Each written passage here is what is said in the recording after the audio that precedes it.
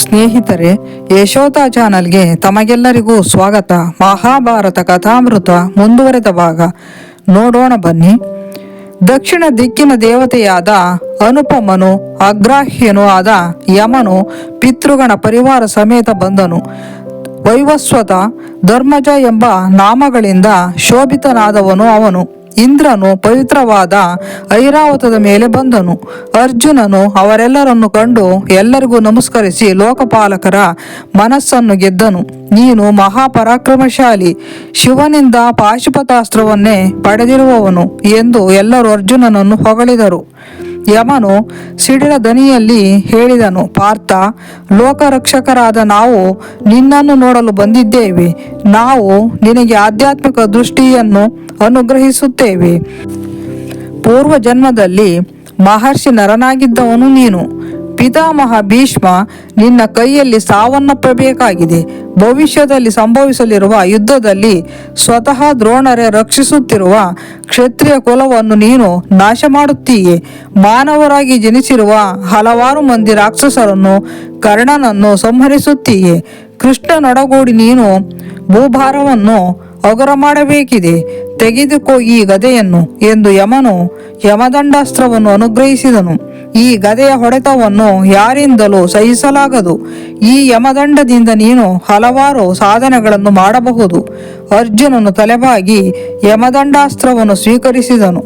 ಯಮನು ಈ ಅಸ್ತ್ರದ ಬಳಕೆಯ ನೈಪುಣ್ಯತೆಯನ್ನು ಅರ್ಜುನನಿಗೆ ಬೋಧಿಸಿದನು.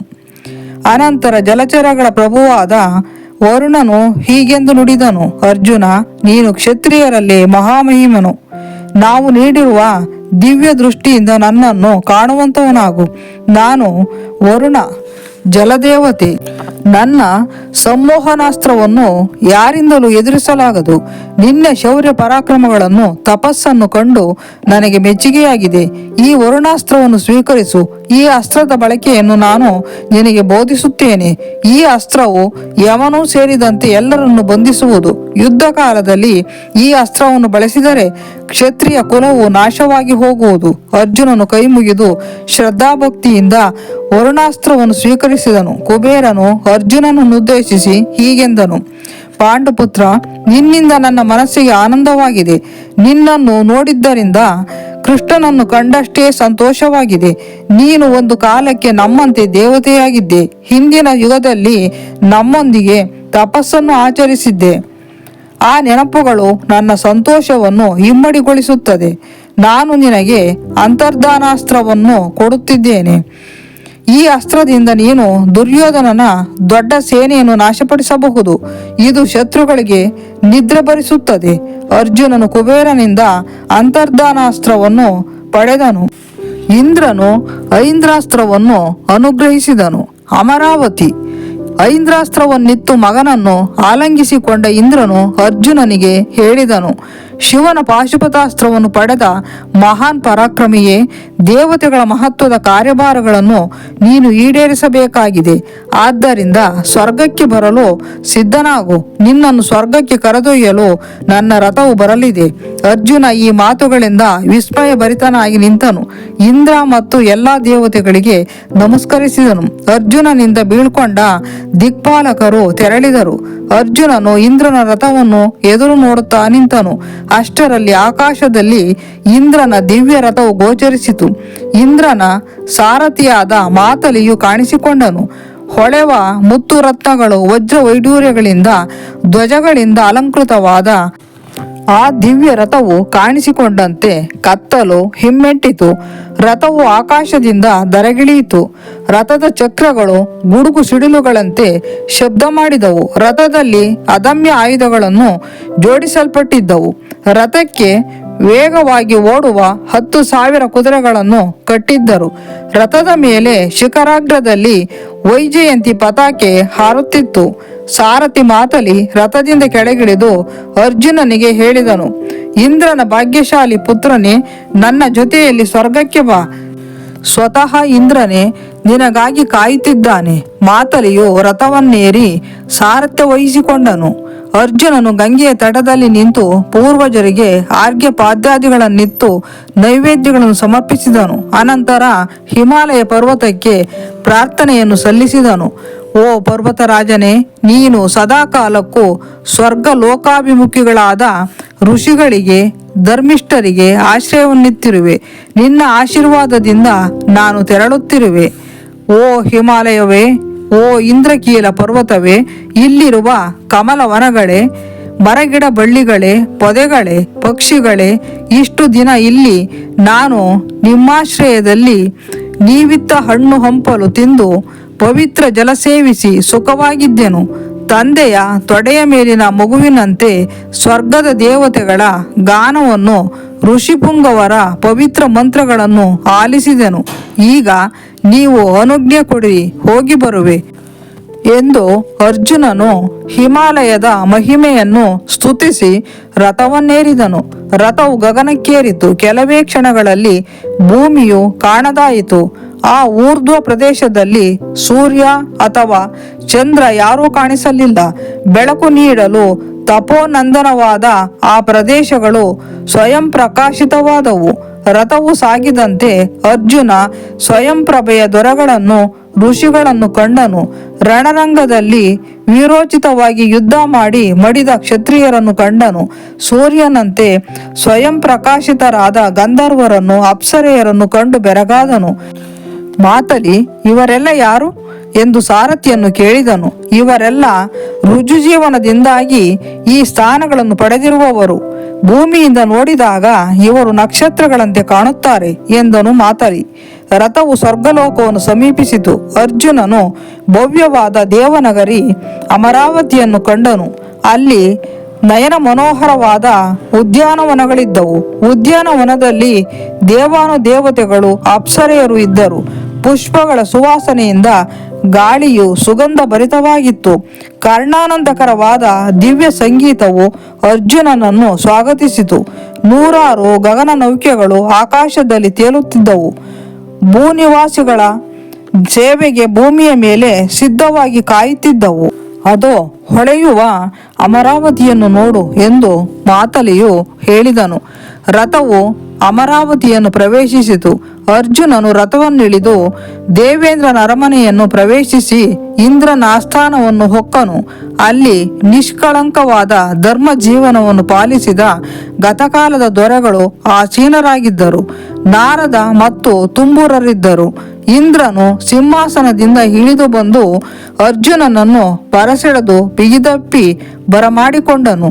ತನ್ನ ಸಿಂಹಾಸನದಲ್ಲೇ ಪಕ್ಕದಲ್ಲಿ ಕೂರಿಸಿಕೊಂಡನು.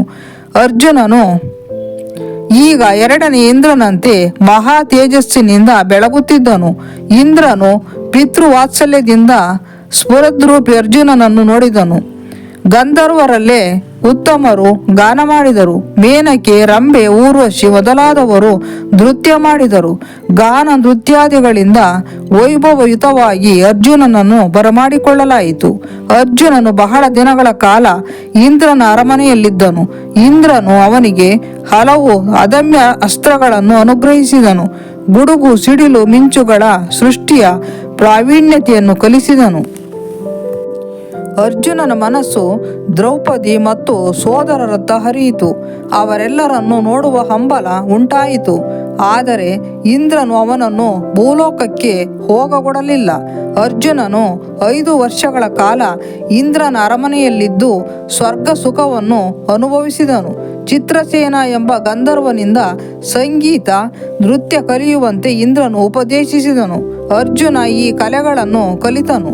ಸ್ವರ್ಗ ಸುಖಗಳ ಮಧ್ಯೆಯೂ ಅವನಿಂದ ಭೂಲೋಕದಲ್ಲಿರುವ ದ್ರೌಪದಿಯನ್ನು, ಸೋದರರನ್ನು ಒಂದು ಕ್ಷಣವೂ ಮರೆಯಲಾಗಲಿಲ್ಲ. ದ್ಯೂತದ ಮೋಸದಾಟದಿಂದ ದ್ರೌಪದಿಗೆ ಆದ ಅಪಮಾನವನ್ನು ಮರೆಯಲಾಗಲಿಲ್ಲ. ಆದರೆ ಇಂದ್ರನ ಒಪ್ಪಿಗೆ ಇಲ್ಲದೆ ಅವನು ಅಮರಾವತಿಯನ್ನು ಬಿಟ್ಟು ಹೊರಡುವಂತಿರಲಿಲ್ಲ. ಈ ಮಧ್ಯೆ ಚಿತ್ರಸೇನನು ಅವನ ಆಪ್ತ ಮಿತ್ರನಾದನು. ಸಂಗೀತ ನೃತ್ಯಗಳ ಸೂಕ್ಷ್ಮತೆಯನ್ನು ಚಿತ್ರಸೇನನು ಕಲಿಸಿದನು. ಸೌಂದರ್ಯವು ಜ್ವಾಲಾಮುಖಿಯಾದಾಗ ಒಂದು ದಿನ ಅರ್ಜುನನು ಇಂದ್ರನ ಪಕ್ಕ ಸಿಂಹಾಸನದಲ್ಲಿ ಕುಳಿತು ಸ್ವರ್ಗಲೋಕದ ಅಪ್ಸರೆಯರ ನೃತ್ಯವನ್ನು ವೀಕ್ಷಿಸುತ್ತಿದ್ದನು. ನರ್ತಕಿಯರಲ್ಲಿ ಊರ್ವಶಿ ಅವನ ಕಣ್ಣುಗಳನ್ನು ಸೆರೆ ಹಿಡಿದಳು. ಅರ್ಜುನನು ಮತ್ತೆ ಮತ್ತೆ ಅವಳನ್ನೇ ನೋಡುತ್ತಿದ್ದನು. ಇಂದ್ರನು ಇದನ್ನು ಗಮನಿಸಿದನಾದರೂ ಅದರ ಬಗ್ಗೆ ಹೆಚ್ಚು ಯೋಚಿಸಲಿಲ್ಲ. ಹೆಂಗಳೆಯರೊಂದಿಗೆ ಸರಸ ಸಲ್ಲಾಪದಿಂದ ಕಾಲಕ್ಷೇಪ ಮಾಡುವ ಕಲೆಯನ್ನು ಅರ್ಜುನನಿಗೆ ಕಲಿಸುವಂತೆ ಇಂದ್ರನು ಚಿತ್ರಸೇನನಿಗೆ ತಿಳಿಸಿದನು. ಚಿತ್ರಸೇನನು ಊರ್ವಶಿಯ ಬಳಿಗೆ ಹೋದನು. ಊರ್ವಶಿ ಅವನನ್ನು ಸೌಹಾರ್ದದಿಂದ ಬರಮಾಡಿಕೊಂಡಳು. ಚಿತ್ರಸೇನ ಅರುಹಿದ. ಊರ್ವಶಿ, ಇಂದ್ರನು ನನ್ನನ್ನು ಕಳುಹಿಸಿದ್ದಾನೆ. ಅರ್ಜುನನು ಈಗ ಭೂಲೋಕದಂತೆ ಸ್ವರ್ಗದಲ್ಲೂ ಪ್ರಖ್ಯಾತನು. ಅವನು ಪ್ರಕಾಶಮಾನನು ಮತ್ತು ರುಜುಮಾರ್ಗಿ. ಅವನು ಧೀರ, ಪರಾಕ್ರಮಿ, ಶಾಸ್ತ್ರಗಳನ್ನು ಬಲ್ಲವನು, ಶಕ್ತಿ ಸಾಮರ್ಥ್ಯಗಳಲ್ಲಿ ಇಂದ್ರನಿಗೆ ಸರಿಸಾಟಿಯಾದವನು. ಆದರೆ ಸರಳ ಜೀವಿ, ಸ್ನೇಹಜೀವಿ, ಮಾತಿನಲ್ಲಿ ಸೌಮ್ಯನು, ಎಲ್ಲರಿಂದಲೂ ಗೌರವಿಸಲ್ಪಡುವವನು. ಸ್ವರ್ಗದ ಸಕಲ ಸುಖಗಳನ್ನು ಅವನು ಅನುಭವಿಸಬೇಕೆಂಬುದು ಇಂದ್ರನ ಅಪೇಕ್ಷೆ. ಅವನಲ್ಲಿಗೆ ಹೋಗು, ಅರ್ಜುನನು ನಿನ್ನಲ್ಲಿ ಒಲವು ತೋರಿದ್ದಾನೆ. ಈ ಮಾತುಗಳನ್ನು ಕೇಳಿ ಊರ್ವಶಿಯ ಮುಖ ಸಂತೋಷದಿಂದ ಅರಳಿತು. ಊರ್ವಶಿ ಹೇಳಿದಳು, ಗಂಧರ್ವ ದೊರೆಯೇ, ಅರ್ಜುನನು ನಿನ್ನ ಸಕಲ ಪ್ರಶಂಸೆಗೆ ಅರ್ಹನು. ಬೇರೆಯವರು ಅವನನ್ನು ಹೊಗಳಿದ್ದನ್ನು ನಾನು ಕೇಳಿದ್ದೇನೆ. ಆದರೆ ಅವನನ್ನು ಹೇಗೆ ಸೆಳೆದುಕೊಳ್ಳುವುದೋ ತಿಳಿಯದು. ನನಗೆ ಈಗಾಗಲೇ ಅವನಲ್ಲಿ ಪ್ರೇಮಾಂಕುರವಾಗಿದೆ. ಇಂದ್ರನ ಆಶಯವನ್ನು ಸಂತೋಷದಿಂದ ಪಾಲಿಸುವೆ. ಚಿತ್ರಸೇನನು ಅಲ್ಲಿಂದ ಹೊರಟನು. ಅರ್ಜುನನನ್ನು ಭೇಟಿ ಮಾಡುವ ಆಲೋಚನೆಯೇ ಊರ್ವಶಿಯಲ್ಲಿ ರೋಮಾಂಚನ ಉಂಟು ಮಾಡಿತ್ತು. ಅರ್ಜುನನ ಸ್ಫುರದ್ರೂಪ ಮತ್ತು ಅವನ ಶಕ್ತಿ ಸಾಮರ್ಥ್ಯಗಳ ಧ್ಯಾನದಲ್ಲಿ ಅವಳು ಮೈಮರೆತಿದ್ದಳು. ಅವಳು ತನ್ನಲ್ಲಿನ ಅತ್ಯುತ್ತಮವಾದ ಉಡುಪುಗಳಲ್ಲಿ ಆಕರ್ಷಣೀಯವಾದ ಉಡುಪನ್ನು ಧರಿಸಿದಳು. ಕಣ್ಣು ಕೋರೈಸುವಂಥ ಹೊಳೆವ ಆಭರಣಗಳನ್ನು ತೊಟ್ಟುಕೊಂಡಳು. ಮಾದಕತೆ ಹುಟ್ಟಿಸುವಂಥ ಸುಗಂಧ ದ್ರವ್ಯಗಳನ್ನು ಪೂಸಿಕೊಂಡಳು. ಅವಳಿಗೆ ಹೊತ್ತು ಹೋಗುತ್ತಲೇ ಇಲ್ಲ ಎನಿಸಿತು. ರಾತ್ರಿಯಾಗಿ ಚಂದ್ರೋದಯವಾಗುವುದನ್ನೇ ಅಸಹನೆಯಿಂದ ಕಾಯುತ್ತಾ ಕುಳಿತಳು. ಅರ್ಜುನನ ಅರಮನೆಗೆ ಹೊರಟಳು.